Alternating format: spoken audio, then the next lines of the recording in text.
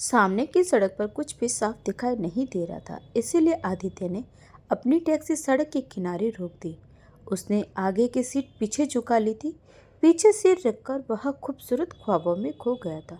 बाहर तेज तूफानी बारिश हो रही थी, इसीलिए आदित्य ने टैक्सी को सड़क के एक किनारे खड़ा कर दिया था। उसे पता था कि अब रोड पर बहुत सारा पानी जमा हो जाएगा और ऐसी हालत में घर पहुंचना लगभग नामुमकिन होगा। वैसे भी उसका घर काफी दूर था, लेकिन उसे गाड़ी खराब होने का ज्यादा डर था। इस समय उसकी जेब में इतने पैसे भी नहीं थे कि वह गाड़ी ठीक करवा सके। इसीलिए उसने गाड़ी एक तरफ खड़ी करने का तय किया। आदित्य घर देर से भी पहुंचता तो क्या फर्क पड़ने वाला था। वैसे भी ऐसा कौन था उसका जो घर पर उसका इंतजार करता। ना कोई बीवी, ना बच्चे जो उसकी राह देखते। आदित्य तो अकेला ही रहता था और बेवजह जल्दी करके कोई मुसीबत मोल नहीं लेना चाहता था। आदित्य ने सीट पूरी पीछे कर दी और आराम से लेट गया। सिर पर टोपी रखी और फिर जल्दी ही उसकी आंख लग गई जहां पर उसने गाड़ी खड़ी की थी। वो रास्ता बिल्कुल खुला और साफ था, लेकिन वहाँ अजीब सी शांति थी। आदित्य अभी अभी एक परिवार को शहर से बाहर उनके घर छोड़कर वापस लौट रहा था। उन्हें तो छोड़ आया, लेकिन लौटते वक्त बारिश ने कहर बरसा दिया। वहाँ पर इतनी जोरों से तूफानी बारिश बहुत ही कम होती थी, लेकिन जब होती थी तो सब कुछ उजाड़ देती थी। आज भी वैसे ही बारिश हो रही थी और ऐसे मौसम में सवारी मिलना नामुमकिन लग रहा था। इसीलिए आदित्य ने कोई रिस्क ना लेते हुए गाड़ी साइड में लगाई। आदित्य बस गहरी नींद में जाने ही वाला था कि तभी उसकी टैक्सी की खिड़की पर जोरों की दस्तक हुई। आदित्य ने सिर से टोपी हटाकर बाहर देखा तो एक लड़की पूरी तरह बारिश में भीगी हुई खड़ी थी। उसके कपड़े जगह जगह से फटे हुए थे। वह एकदम घबराई हुई लग रही थी। बाल बिखरे हुए, होठों पर लिपस्टिक, आंखों के नीचे फैला हुआ काजल। शायद रोने की वजह से उसका काजल पूरा फैल गया था। वह बहुत ही डरी हुई लग रही थी और खिड़की पर जोर जोर से हाथ मार रही थी। आदित्य ने धीरे से खिड़की खोली और पूछा, क्या हुआ? वह तुरंत बोली, जल्दी दरवाजा खोलिए। लेकिन उसकी आवाज में डर साफ झलक रहा था। उसकी आंखों में नींद थी या नशा, यह तो आदित्य तय नहीं कर पा रहा था, लेकिन वो लगातार रोए जा रही थी। आदित्य ने झट से गाड़ी का पिछला दरवाजा खोला। वो तुरंत गाड़ी में बैठ गई और हकलाते हुए बोले, जल्दी जल्दी गाड़ी चलाइए। आदित्य ने पूछा, कहाँ जाना है आपको? उस लड़के ने कहा, बस आगे चलिए। वह बार बार पीछे मुड़कर देख रही थी, जैसे कोई उसका पीछा कर रहा हो। आदित्य ने धीरे से कहा, कम से कम इतना तो बताइए कि आपको जाना कहाँ है। वो घबराए हुए आवाज में बोले, मुझे कुछ समझ नहीं आ रहा। मुझे नहीं पता मैं अभी कहाँ हूँ। आदित्य ने उस लड़की से फिर पूछा, तो क्या आप इतना बता सकती हैं कि आपको जाना कहाँ है? लेकिन उसने कोई जवाब नहीं दिया। वो बार बार अपने सिर पर हाथ मार रही थी। उसकी आंखों पर नींद और नशे का असर चढ़ता जा रहा था, जैसे वह जबरदस्ती होश में रहने की कोशिश कर रही थी। वह सोच रही थी कि उसे कहाँ जाना है, लेकिन वह पूरी तरह से कंफ्यूज लग रही थी। वह लड़की अजीब सा बर्ताव कर रही थी। अचानक वो लड़की बोली, वो मेरे पीछे पड़े हैं, वो मुझे नहीं छोड़ेंगे, उन्होंने मेरे कपड़े भी फाड़ दिए। इतना कहते ही वो पिछली सीट पर खुद को गिरा कर लेट गई और धीरे धीरे उसकी आंखें बंद होने लगी। आदित्य उसे कुछ पूछना चाहता था, लेकिन उसने कोई जवाब नहीं दिया। अब आदित्य ने गाड़ी चलाना शुरू कर दिया। लड़की तो जैसे खुद पर से होश ही खो बैठी थी और आदित्य एक अजीब सी उलझन में फंस गया था। वह सोच रहा था, अब क्या करूं? इस लड़की को कहाँ ले जाऊं? क्योंकि वह तो बेहोश होकर गिर गई थी। उसने गाड़ी की स्पीड बढ़ाने की कोशिश की, लेकिन उसे पता था कि आगे की सड़क पर पूरी तरह से पानी भरा हुआ है और गाड़ी के फंसने का चांसेस है। ऊपर से वह रोड भी काफी अंधेरी थी। उसके दिमाग में बस एक ही ख्याल चल रहा था, भगवान ही जाने यह बेचारी लड़की किसके चुंगल से निकलकर भागी होगी। उसके कपड़े सचमुच जगह जगह से फटे हुए थे। कंधे पर कोई दुपट्टा भी नहीं था। आदित्य ने गाड़ी रोकी और पीछे मुड़कर देखा तो लड़की के हाथों और बाजू पर खरोच के निशान साफ दिखाई दे रहे थे। उसी तरह के खरोच के निशान उसके गले पर भी थे। आदित्य ने तुरंत अपनी नज़रें फेर ली, क्योंकि उसके कपड़े गले के पास से भी फटे हुए थे और उसका शरीर काफ़ी हद तक खुला हुआ था। आदित्य ने अपने ऊपर की शॉल उतारी और धीरे से लड़की को ओढ़ा दी। वह लड़की पीछे की सीट पर बेहोश पड़ी थी। फिर आदित्य ने शॉल उसके चेहरे तक खींच दी और एक लंबी सांस ली। वो लड़की बहुत सुंदर थी, इतनी कि उसकी खूबसूरती को देखकर किसी भी भले आदमी की नीयत डगमगा जाए। आदित्य ने अपना सिर झटक दिया और फिर से गाड़ी चलाने लगा। तभी एक गाड़ी आदित्य की टैक्सी के सामने आकर रुक गई। वह बहुत तेजी से पीछे से आई थी। आदित्य को हैरानी हुई। वह सोच रहा था कि मेरी गाड़ी को भला कौन रोक सकता है, कि तभी उस गाड़ी से दो लड़के उतरे और आदित्य की गाड़ी की खिड़की पर जोर जोर से थपथपाने लगे। आदित्य ने खिड़की का शीशा थोड़ा नीचे किया और पूछा, कौन हो तुम लोग? वो बोले, क्या आपने यहाँ कोई लड़की को भागते हुए देखा है? आदित्य ने कहा, कौन सी लड़की? मैंने तो किसी भी लड़की को भागते हुए नहीं देखा। यहाँ तो इस सुनसान सड़क पर सिर्फ मेरी ही गाड़ी है। वह गाड़ी तो आदित्य की टैक्सी के पीछे ही आई थी और उसके अलावा वहाँ कोई और गाड़ी नहीं थी। उनमें से एक लड़का बोला, अभी थोड़ी देर पहले यहाँ एक लड़की भाग रही थी। आदित्य ने कहा, मुझे क्या पता तुम किस लड़की की बात कर रहे हो? मैं तो यहाँ आराम से बैठा था। मन ही मन उसने सोचा, अच्छा हुआ कि मैंने उस लड़की को शॉल ओढ़ा दी। फिर वह लड़का बोला, वो लड़की हमारे ही घर की है।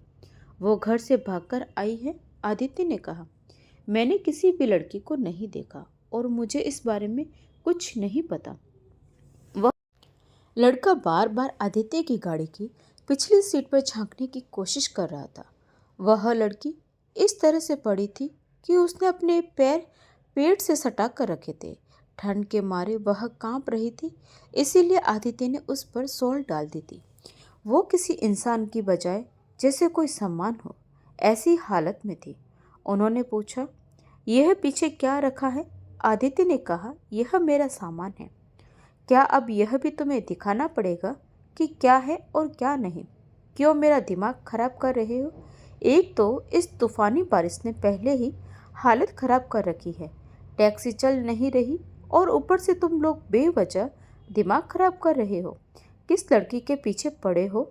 जाओ ना यार, अपना काम करो, मुझे भी घर जाने दो। एक तो यह बेमौसम बारिश, वो भी इतनी तेज। अब घर कैसे जाऊं, खुद यह भी समझ नहीं आ रहा। आदित्य गुस्से और चुंझुलाहट में उनसे बात करने लगा। फिर वह लोग वहाँ से चले गए। उनमें से एक लड़का गाड़ी में जाकर बैठ गया। फिर उसने कहा, लड़की टैक्सी में नहीं है, मुझे लगता है वो कहीं छिपकर बैठी है। इतना कहकर उसने अपनी गाड़ी की आगे वाली सीट का गेट खोला और दूसरा लड़का जाकर आगे की सीट पर बैठ गया। फिर वह गाड़ी वहाँ से चली गई। आदित्य की सांसें तेज हो गई थी, लेकिन फिर वही सवाल उसके सामने खड़ा था, इस लड़की का क्या करूं? इसे कहाँ छोड़ूं? काफ़ी मशक्क़त और लगभग 1 घंटे की भाग दौड़ के बाद आदित्य घर पहुंचा। उस वक्त रात के 3 बज रहे थे। आदित्य का घर छोटा सा था, उसे अपनी टैक्सी बाहर ही खड़ी करनी पड़ी थी। उसका घर भी साधारण था, जिसमें आदित्य अकेला ही रहता था। आदित्य के पिताजी का देहांत हो चुका था। उसकी एक छोटी बहन थी जिसकी शादी हो चुकी थी। आदित्य की बहन अक्सर उसे कहती थी, भैया अब आप भी शादी कर लो। लेकिन आदित्य अपने नाम के जैसा ही अड़ियल था। वह कहता, अभी मुझे किसी मुसीबत को नहीं पालना। पहले शादी करो, फिर बच्चे होंगे, फिर खर्चा बढ़ेगा, फिर दिन रात मेहनत करनी पड़ेगी। मैं तो मनमौजी आदमी हूँ, जब मन किया काम किया, नहीं तो घर में पड़ा रहा। ऐसी जिम्मेदारी से भरी जिंदगी मैं नहीं जी सकता। इसीलिए उसकी बहन ने उसे समझाना ही छोड़ दिया था। घर की सफाई की आदित्य को कोई खास परवाह नहीं थी। वह पूरी तरह लापरवाह था। जब मन हुआ वहाँ सामान रख दिया और जब मन किया तो पूरा घर चमका दिया करता था, वरना महीने तक झाड़ू को हाथ भी नहीं लगाता। घर पूरा धूल और मिट्टी से भरा पड़ा होता था। लेकिन आदित्य को कोई फर्क नहीं पड़ता। पर अब सवाल उस लड़की का था। वो सोच रहा था कि बेहोशी की हालत में पड़ी उस लड़की को घर के अंदर कैसे ले जाऊं। बारिश अभी भी जोरों से हो रही थी। अब आदित्य को घर में जाकर देखना था कि घर के अंदर की हालत कैसी है, क्योंकि आंगन में अक्सर पानी भर जाता था। एक कोने से बारिश का पानी भी टपकता था। जब भी बारिश होती थी आदित्य वहां कोई बर्तन रख देता था, लेकिन अब क्या करे क्या नहीं, उसे कुछ भी समझ में नहीं आ रहा था। इस वक्त आदित्य की सबसे बड़ी समस्या वह लड़की थी जो अभी भी पूरी तरह बेहोश पड़ी थी। आदित्य ने पिछली सीट का गेट खोला और उसे हिलाकर जगाने की कोशिश की, लेकिन वह पूरी तरह बेहोश थी। आदित्य ने गली की ओर दाएं बाएं देखा। हर तरफ सन्नाटा था। फिर सभी खिड़कियों की ओर नजर डाली, वे भी बंद थी। आदित्य ने चैन की सांस ली। अगर किसी ने उसे इस हालत में देख लिया होता तो उस पर बदनामी का बड़ा दाग लग जाता। आदित्य ने उस लड़की का हाथ पकड़कर उसे बाहर खींचा। बड़ी मुश्किल से आदित्य ने उसे घसीटते हुए टैक्सी से बाहर निकाला। फिर उसे गोद में उठाया और घर का दरवाज़ा खोलने लगा।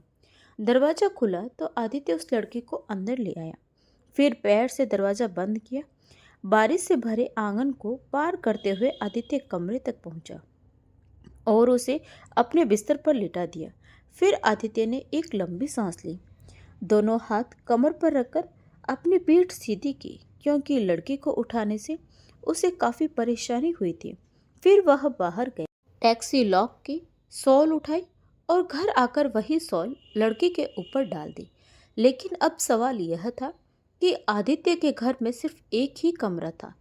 आंगन तो इस तेज बारिश में पूरी तरह भीग चुका था। इतनी जोर की बारिश हो रही थी कि आंगन में एक पल भी बैठना नामुमकिन था। लड़की को टैक्सी से बाहर कमरे तक लाने में ही आदित्य पूरी तरह से भीग चुका था।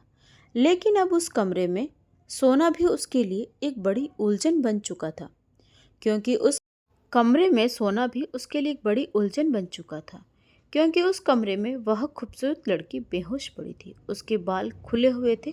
उसका बदन ऐसा लग रहा था मानो किसी ने बड़ी फुर्सत से उसे अपने हाथों से बनाया हो।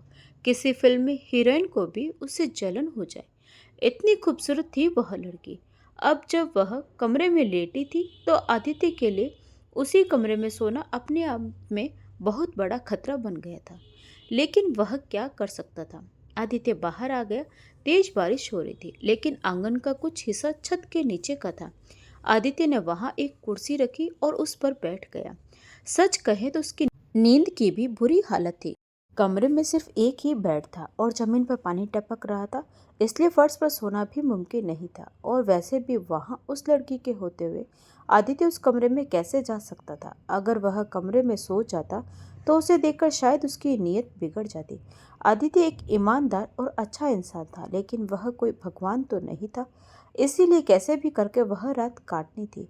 आदित्य एक कुर्सी पर बैठ गया, दूसरी कुर्सी सामने रखी और उस पर पैर टिकाए। कब उसकी आंख लग गई पता ही नहीं चला, लेकिन किसी तरह वह रात बीत ही गई। सुबह जब आदित्य की आंख खुली तो बारिश थम चुकी थी। उसने झाड़ू उठाया और आंगन में जमा पानी हटाने लगा। पूरा आंगन साफ किया। जब किचन में जाकर देखा तो वहां बर्तन वैसे ही पड़े थे। उसने भी बर्तन धोए, अपने लिए नाश्ता बनाया और फिर उस लड़की के लिए भी कुछ नाश्ता बनाकर तैयार किया। अब सुबह के 9 बज चुके थे। आदित्य ने सोचा अब उसे जगाना चाहिए ताकि वह अपने घर जा सके और फिर वह सुकून से सो सकेगा। आदित्य ने कमरे के दरवाजे तक दस्तक दी, लेकिन अंदर से कोई जवाब नहीं आया। उसने दरवाज़ा थोड़ा सा खोला। वो लड़की अभी भी सो रही थी, लेकिन उसके चेहरे से सौल हट चुकी थी। उसे देखकर आदित्य के मन में अनचाहे ख्याल उठने लगे। आदित्य ने सोचा अगर वह कुछ कर नहीं सकता तो कम से कम देख तो सकता है। खूबसूरत चीज़ें देखने के लिए ही तो होती है ना। भगवान ने उस लड़की को इतना खूबसूरत क्यों बनाया होगा। पर फिर आदित्य ने खुद से ही कहा नहीं, चोरी कोई भी नहीं, चोरी तो चोरी ही होती है ना। पहले सिर्फ चेहरा देखूंगा, फिर मन कुछ और चाहेगा और फिर कुछ गलत होगा। आदित्य जरा जोर से खांसा। आदित्य ने खांसने से वह चौंक कर उठ गई। उस लड़की ने अपनी आंखें खोलकर कमरे के चारों ओर देखा और फिर फौरन उठकर बैठ गई। वह लड़की आदित्य की ओर देखने लगी, लेकिन उसकी नज़रों में एक अजीब सी बेचैनी थी। वह बोली मैं यहाँ कैसे? फिर उसने अपने फटे हुए कपड़ों की ओर देखा और तुरंत शॉल उठाकर खुद को ढक लिया। आदित्य ने उससे कहा, शायद आप कल रात नशे में थी। आप मेरी टैक्सी में आई। मैंने आपसे कई बार पूछा कि आपको कहाँ जाना है, आपको कहाँ छोड़ूं, लेकिन आपने कुछ भी नहीं बताया और फिर बेहोश हो गई। मजबूरी में मुझे आपको अपने घर लाना पड़ा। आप पूरी तरह बेहोश थी, इसीलिए मुझे आपको उठाकर लाना पड़ा। लेकिन देखिए, यह मेरी मजबूरी थी। मैंने सिर्फ इतना ही किया, इसके आगे कुछ भी नहीं। आप पूरी तरह सुरक्षित है। आदित्य की बात सुनकर वह लड़की बहुत घबरा गई थी। आदित्य ने कहा, बाथरूम कमरे के बाहर है, आप चाहे तो थोड़ा फ्रेश हो लीजिए और नाश्ता कर लीजिए। मैंने नाश्ता बना दिया है। बाकी आप बस मुझे इतना बता दीजिए कि आपका घर कहाँ है, आपके गांव या एरिया के बारे में कुछ बताइए ताकि मैं आपको छोड़ सकूं। वह लड़की बोली, आपके पास कपड़े होंगे ना? आदित्य थोड़ा उलझन में पड़ गया। उसने पूछा, क्या मतलब? वो लड़की फिर बोली, मतलब कपड़े होंगे ना घर में, क्योंकि मेरे कपड़े फटे हुए हैं। आदित्य ने कहा, मेरे पास लड़के के कपड़े नहीं हैं। मैं अकेला रहता हूँ। मेरे माता पिता नहीं हैं। मेरी एक छोटी बहन है, लेकिन उसकी भी शादी हो चुकी है, इसलिए घर में सिर्फ मेरे ही कपड़े हैं। आदित्य ने उससे पूछा, क्या आप ये कपड़े पहनेगी? वो लड़की बोली, हाँ, कुछ भी चलेगा, आप जो भी देंगे मैं पहन लूंगी। आदित्य ने कहा, ठीक है। फिर आदित्य ने अपनी अलमारी खोली और अपने कुछ कपड़ों में से एक ड्रेस निकाल लाया और बेड पर रख दी। वो लड़की शॉल से लिपटी हुई थी। उसने कपड़े लिए और बाहर वॉशरूम में चली गई। जब वह बाहर आई तब तक उसका सारा मेकअप उतर चुका था। आदित्य के ढीले ढाले कपड़ों में वह अब डरी सहमी सी लग रही थी। उस लड़की ने अब भी वही शॉल अपने ऊपर ओढ़ रखी थी। आदित्य ने उसके लिए छोटे से टेबल पर नाश्ता रखा। वह लड़की आदित्य के सामने वाली कुर्सी पर बैठ गई थी। उसके सामने चाय और नाश्ता रखा था। उस लड़की ने थोड़ा सा नाश्ता किया और फिर चाय पीने लगी, लेकिन उसके चेहरे पर साफ दिख रहा था कि वह किसी गहरे सोच में डूबी हुई है। आदित्य ने उससे पूछा, आपको कहाँ जाना है? वो लड़की बोली, मेरा तो कोई नहीं है, मैं पूरी तरह बेसहारा हूँ। यह सुनकर आदित्य को झटका सा लगा। आदित्य ने फिर उस लड़की से पूछा, तो वो लोग कौन थे जो तुम्हारा पीछा कर रहे थे? वह बोली, वह मेरी बदकिस्मती थी जो मेरे पीछे लगी हुई थी। इतना कहकर वह लड़की अपने आंसू पहुँच रही थी। आदित्य ने कहा, जब आप बेहोश हो गई थी उसकी थोड़ी देर पर ही उन लोगों ने मेरी टैक्सी को रोक लिया था। यह सुनकर वह लड़की चाय का कप जो अपने होठों के पास ले जा रही थी, उसका हाथ वहीं पर रुक गया। वह बोली, फिर उस गाड़ी में कौन था? आदित्य ने कहा, मुझे नाम तो नहीं पता, लेकिन दो लड़के थे और वे किसी गुंडे जैसे लग रहे थे। उन्होंने मुझसे पूछा, क्या यहाँ कोई लड़की भागती हुई आई थी? इतना सुनते ही उस लड़की के चेहरे की रंगत उड़ गई। वह बोली, फिर आपने क्या कहा? आदित्य ने बताया, मैंने आपके ऊपर शॉल डाल दी थी, इसलिए उन्होंने पीछे देखा ही नहीं कि कोई है या नहीं। मैंने उनसे कहा कि मैंने किसी लड़की को नहीं देखा। उस लड़की ने राहत की सांस ली और कहा, आपका बहुत बहुत शुक्रिया, आपने मेरी जान बचा ली। आदित्य ने कहा, जान तो बच गई, लेकिन अब आगे क्या करना है? आदित्य उससे कहना चाहता था कि आप मेरे घर में कब तक रहने वाली हैं, लेकिन वह साफ साफ बात नहीं कर पा रहा था। आदित्य एक मिडिल क्लास लड़का था। वह दूसरे लोगों के घर जाता था, वे लोग भी उसके घर आते थे। आदित्य का बचपन इन्हीं गलियों में बीता था। कई बार जब घर पर वह खाना नहीं बना पाता था तो वह पड़ोस से मांग कर लाता था और पड़ोसी भी उसे खाना दे देते थे, क्योंकि सबको पता था कि आदित्य के घर में कोई औरत नहीं है, उसका घर संभालने वाला कोई नहीं है। अब अगर किसी ने उसके घर में एक अनजान लड़की को देखा होता तो 100 सवाल खड़े हो जाते। सबसे बड़ी बात यह होती कि लोग उसकी ईमानदारी पर भी सवाल उठाते। वो लड़की बोली, मैं कहाँ जा सकती हूँ? आप मुझे किसी अनाथालय में छोड़ दीजिए। आदित्य ने फिर एक बार उस लड़की से पूछा, वो लोग कौन थे जो तुम्हारा पीछा कर रहे थे? वह बोली, यह मैं आपको नहीं बता सकती, प्लीज़ मुझसे ऐसे सवाल मत पूछिए। आदित्य चुप हो गया। आगे उसने कोई भी सवाल नहीं किया। शायद वह लड़की अपनी बातें आदित्य से साझा नहीं करना चाहती थी। यह उसका व्यक्तिगत दुख था। आदित्य ने कहा, ठीक है, आप नाश्ता कीजिए, मैं आपको अनाथालय छोड़ आता हूँ। तभी वह लड़की बोली, नहीं, रहने दीजिए, ऐसा कीजिए। और फिर वह चुप हो गई और कमरे में जाकर बैठ गई। आदित्य समझ गया कि शायद वह अब कहेगी कि उसे मेन रोड तक छोड़ दे, लेकिन जब बहुत देर तक वह लड़की बाहर नहीं आई तो आदित्य उसके कमरे के पास गया। दरवाजा खटखटाने से पहले ही आदित्य की उसकी सिसकियों की आवाज़ सुनाई दी। वह लड़की बहुत ज़्यादा रो रही थी। जब आदित्य ने दरवाज़ा खटखटाया तो अचानक से वह चुप हो गई। आदित्य कमरे में गया उसने देखा कि वह लड़की अपने आंसू पोंछ रही थी। लड़के ने कहा, क्या मैं यहाँ रुक सकती हूँ? पता नहीं क्यों, पर आदित्य को उस अनजान लड़की के लिए बहुत बुरा लग रहा था। आदित्य उस कमरे से बाहर आ गया, लेकिन वह उस लड़की को अपने घर में नहीं रख सकता था। उसे डर था कि लोग उस पर अंगुली उठाएंगे या उसकी ईमानदारी पर शक करेंगे। थोड़ी देर बाद वह लड़की बाहर आई। बहुत ज़्यादा रोने की वजह से उसकी आंखें लाल हो चुकी थी। आदित्य ने लड़की से कहा, देखिए, अगर आपका कोई रिश्तेदार या जान पहचाना वाला हो तो बताइए, मैं आपको उनके घर छोड़ देता हूँ। लड़की बोली, मेरा कोई नहीं है। फिर आदित्य ने कहा, देखिए, मैंने आपको पहले भी कहा था, मैं आपको अपने घर नहीं रख सकता। लड़की बोली, ठीक है। फिर वह आदित्य के साथ बाहर आई और टैक्सी में बैठ गई। आदित्य ने टैक्सी स्टार्ट की और उस लड़की को मेन रोड पर छोड़ दिया। लड़की को छोड़ने के बाद आदित्य भी अपने काम पर निकल गया, लेकिन पूरा दिन वह उस लड़की के बारे में सोचता रहा। बार बार उस लड़की का मासूम चेहरा उसकी आंखों के सामने आता रहा। वह लड़की आदित्य के दिलो दिमाग पर हावी होती जा रही थी। वह लड़की कौन थी? उसका नाम क्या था? उसने अपने बारे में कुछ भी तो नहीं बताया था। और वे लड़के जो उसका पीछा कर रहे थे, वे कौन थे, जिन्होंने उसके कपड़े तक फाड़ दिए थे? आदित्य का पूरा दिन उसी सोच में बीता, जिसने उसके साथ पूरी रात बिताई। उसने खुद के बारे में कुछ भी नहीं बताया। आज बाकी दिनों के मुकाबले आदित्य को ज़्यादा सवारी मिली। रात के करीब 10 बजे वह फ्री हुआ और घर लौटा। आज वह थका हुआ था। किसी पड़ोस से 2 रोटियां ले आने का उसने सोचा। उसे कुछ खास बनाना नहीं आता था। जब उसकी बहन आती थी तो ढेर सारा खाना बनाकर फ्रीज में रख जाती थी। कई दिनों तक उसी से आदित्य काम चलाता था, लेकिन आज कुछ अलग था। जैसे ही आदित्य ने दरवाजा खोलकर घर के अंदर कदम रखा, उसे लगा जैसे वह किसी और के घर में घुस गया हो। घर साफ सुथरा था, हर चीज अपनी जगह पर थी। किचन से बर्तनों की आवाजें आ रही थी। खाने की खुशबू पूरे घर में फैल चुकी थी। वो कुछ पल दरवाजे पर ही खड़ा रहा, फिर धीरे धीरे किचन की ओर बढ़ा। किचन से खाने की बहुत अच्छी खुशबू आ रही थी। एक पल के लिए आदित्य वही ठिठक गया। उसके मन में पहला ख्याल यही आया, मेरे घर में कौन हो सकता है? ताला तो उसने खुद अपने हाथों से खोला था, तो फिर किचन में कोई कैसे जा सकता है? अगर कोई चोर होता तो घर इस तरह सजा सवरा नहीं होता, कुछ न कुछ टूटा बिखरा होता। यहाँ तो सब कुछ बहुत सलीके से रखा गया था। वो धीरे धीरे किचन की ओर बढ़ा। एक पल के लिए उसकी सांसें थम सी गई। आदित्य धीरे धीरे अपने कदम आगे बढ़ा रहा था। हर कदम पर मन में सवाल गूंज रहे थे।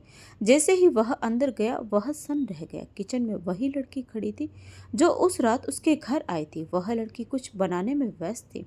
कुछ देर तक आदित्य वहीं खड़ा रहा। उसे समझ नहीं आ रहा था उस लड़की से क्या कहे। उसने जैसे ही लड़की की ओर देखा, लड़की ने अपनी नजरें झुका ली, जैसे वह शर्मिंदा हो या बहुत डर रही हो। कुछ पल की चुप्पी के बाद आदित्य ने पूछा, तुम यहाँ कैसे आई? लड़की ने धीमी आवाज में कहा,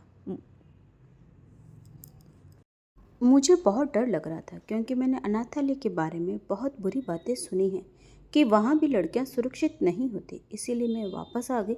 आदित्य को हैरानी हुई, पर उसके मन में इससे भी बड़ा सवाल था, लेकिन तुम अंदर कैसे आई? ताला तो मैंने खुद खोला था। लड़की ने कहा, आपके घर के बाहर जो पेड़ है? आदित्य बोला, हाँ। वो बोली, उसी पर चढ़ के मैं अंदर कूद गई। आदित्य एक पल के लिए उसे देखता रह गया। उसे यकीन नहीं हो रहा था कि इतनी नाजुक डरी हुई लड़की इतनी हिम्मत कैसे जुटा पाई। कमरे में कुछ देर के लिए खामोशी छा गई। खाने की खुशबू अब भी फैली हुई थी, लेकिन अब आदित्य के दिमाग में कुछ और ही चल रहा था। तुम बहुत ईमानदार इंसान हो, लड़की ने कहा। आदित्य ने हल्का सा मुस्कुराकर जवाब दिया, शायद, लेकिन मैं भी एक इंसान हूँ, कोई फरिश्ता नहीं। और इस दुनिया में अगर कोई लड़का या लड़की बिना शादी के साथ रहते हैं तो लोग तरह तरह के सवाल पूछते हैं। मुझसे भी पूछेंगे, यह लड़की कौन है? तुम्हारा इससे क्या रिश्ता है? तो मैं क्या जवाब दूँ? यह सुनते ही उस लड़की की आंखों से आंसू बह निकले। उसकी आवाज़ कांप रही थी, मैं बहुत मजबूर हूँ, आपके सिवा मुझे किसी पर भरोसा नहीं है। आदित्य चुपचाप खाना खा रहा था। उस लड़के ने आलू की सब्जी और रोटी बनाई थी। शायद घर में और कुछ नहीं था, लेकिन उसका स्वाद बेहद लजीज था। उस खाने में अपनापन और सच्चाई थी। आदित्य ने धीरे से कहा, देखो, इंसान कोई भी हो, जब तक वो अपना ना हो तब तक उस पर भरोसा नहीं करना चाहिए। और शायद तुम्हें पता पर उस रात जब मैं तुम्हें बेहोशी की हालत में घर लेकर आया था तो तुम्हें देखकर मेरी भी नीयत डगमगा गई थी। लड़की ने चौंक कर आदित्य की ओर देखा। उसकी आंखों में हैरानी और चेहरे पर हल्का डर था। पर आदित्य ने अपनी नज़रें फेर ली और बोला, कल रात मैंने मन में भी ख्वाहिश उठी थी कि दरवाज़ा बंद कर लूँ, तुम्हारे साथ रह जाऊँ। तुम समझ रही हो ना मैं क्या कह रहा हूँ। अब लड़की के माथे पर चिंता की लकीर थे, लेकिन आदित्य की बातों में सिर्फ सच्चाई थी। देखो, मुझे गलत मत समझना, मैं मर्द हूँ। हाँ, मैं अच्छा इंसान हो सकता हूँ, लेकिन भगवान नहीं। जब तुम सो रही थी तो इतनी मासूम, इतनी खूबसूरत लग रही थी कि किसी के मन में भी गलत ख्याल आ सकते हैं। पर भगवान को साक्षी मानकर कहता हूँ, मैंने तुम्हारे साथ कुछ भी गलत नहीं किया। पूरी रात आंगन में कुर्सी डालकर बैठा रहा, तुम्हारे कमरे का दरवाज़ा बंद कर दिया था और खुद को भी वही रोक लिया। सुबह तक मेरी कमर में दर्द हो गया था। आदित्य ने आसमान की ओर देखा और धीमी आवाज़ में बोला, हर दिन ऐसी परीक्षा मैं नहीं दे सकता। आज भी आसमान में काले बादल है, क्या पता रात को फिर तेज बारिश हो जाए। अब तुम ही बताओ, अगर तुम कमरे में सोगी तो मैं कहाँ जाऊँ। मेरे घर में तो बस एक ही कमरा है। लड़की गहरी सोच में पड़ गई, फिर धीरे से बोली, आप अपने कमरे में जाकर सो जाइए, मैं आंगन में बैठकर ही रात काट लूंगी। आदित्य ने नजरें झुकाते हुए कहा, देखो, यह इस समस्या का हल नहीं है। इस तरह तो हर रात बोझ लगने लगेगी। कुछ देर की चुप्पी के बाद आदित्य ने सीधा सवाल किया, तुम मुझे बताती क्यों नहीं कि तुम कौन हो, कहाँ से आई हो, तुम्हारे साथ क्या हुआ था। वो लड़के कौन थे। लड़के की आंखों में पुराने जख्मों का नमक फिर से घुल गया। उसने कांपती आवाज में कहा, मुझे बस इतना याद है कि मैं अपनी इज्जत बचाने के लिए भागी थी, लेकिन उन लोगों ने मुझे शराब पिलाई थी, इसीलिए मैं वहां से तो निकल गई, पर ज़्यादा दूर नहीं जा पाई। तभी आपकी टैक्सी दिखी और मैं उसमें आकर बैठ गई। उसके बाद क्या हुआ मुझे याद नहीं, लेकिन जब सुबह मेरी आंख खुली तो मैं आपके घर में महफूज थी। मुझे पहली बार ऐसा लगा कि इससे ज़्यादा सुरक्षित जगह और कोई नहीं हो सकती। आदित्य ने फिर पूछा, पर तुम उन लड़कों तक पहुंची कैसे। यह सुनकर लड़की का चेहरा फिर गीला हो गया। उसकी आंखों से दर्द बह निकला। मेरी माँ अब इस दुनिया में नहीं है। पापा ने दूसरी शादी कर ली थी और मेरी सौतेली माँ मुझे शुरू से ही पसंद नहीं करती थी। उसने अपनी ही किसी दूर के भाई से मेरी शादी तय कर दी थी। आदित्य खामोशी से लड़की की बातें सुनता रहा। लड़की ने आगे कहा, मजबूरन मुझे घर से भागना पड़ा। मैं भागते भागते एक दुकान के पास आई। वहाँ दो लड़के खड़े थे। मैंने उनसे मदद मांगी, लेकिन क्या पता था वो भी बेड़ी होंगे। उन्होंने मदद के बहाने मुझे गाड़ी में बैठाया और शराब पिलाई। कहा कि यह सॉफ्ट ड्रिंक है, पर जब उन्होंने मेरे साथ कुछ गलत करने की कोशिश की, उससे पहले ही मैंने गाड़ी का दरवाज़ा खोला और जैसे तैसे भाग निकली। तभी कुछ दूरी पर आपकी टैक्सी दिखी और मैं उसमें बैठ गई। यही सब हुआ। आदित्य ने गहरी सांस ली और फिर पूछा, तो क्या मैं तुम्हें तुम्हारे पापा के घर छोड़ दूं। लड़की ने कुछ पल की चुप्पी के बाद उसकी आंखों में देखा और कहा, अब मैं आपको सब कुछ सच बताती हूँ। अगर मैं घर वापस गई तो मेरी सौतेली माँ उस बिगड़े हुए लड़के से जबरन मेरी शादी करवा देगी। उसकी आवाज़ कांप रही थी, पर इरादा पक्का था। आदित्य ने धीरे से कहा, हाँ, लेकिन मैं क्या कर सकता हूँ। लड़की ने उसकी आंखों में देखकर कहा, बस आप मुझे अपने घर में रहने दीजिए। आदित्य थोड़ी देर तक उसे देखता रहा, फिर बोला, मैं तुम्हें यूं ही अपने घर में रहने की इजाज़त नहीं दे सकता। अगर मुझे तुम्हें अपने घर में रखना है तो तुम्हें मुझसे शादी करनी होगी।